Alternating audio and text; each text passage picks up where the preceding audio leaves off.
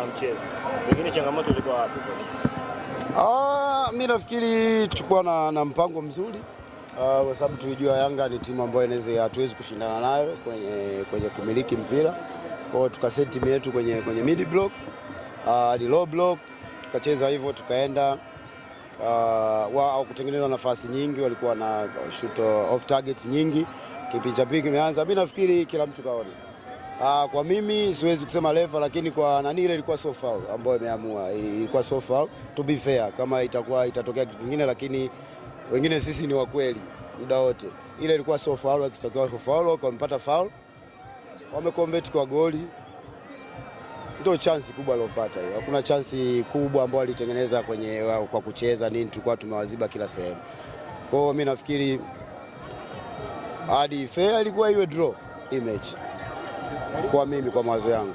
Unaweza tukasema uchovu umekuathiri kwa namna moja ama nyingine kwa wachezaji wako? Siwezi kusema hivyo kwa sababu wachezaji wetu wamecheza kwa 100% kujitolea. Kwa hiyo siwezi kusema uchovu ulichangia. Ni vile mpango wetu ulikuwa mpango kazi wetu. Mechi imeisha, tunaendelea mechi nyingine. Ndio tunaona matukio kama ya namna hii. Wewe naona unalalamikia haikuwa faulu.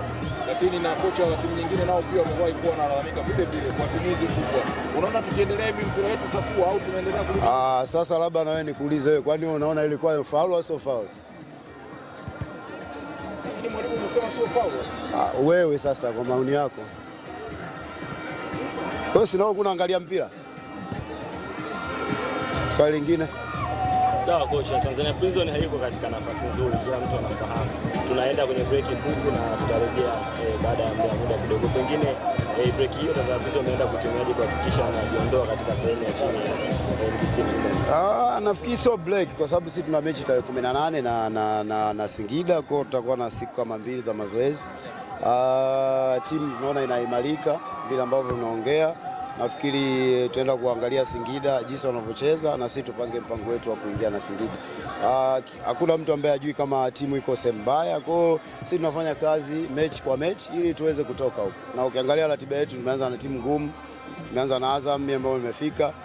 Tumecheza CRDB, tunacheza na Yanga, tunaenda kucheza na Singida. Umeona? Ukicheza mechi 2 hizi ngumu, umetoka kucheza na Azam, umetoka kucheza na Yanga.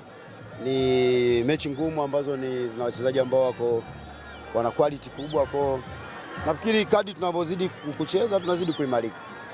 Shukrani sana.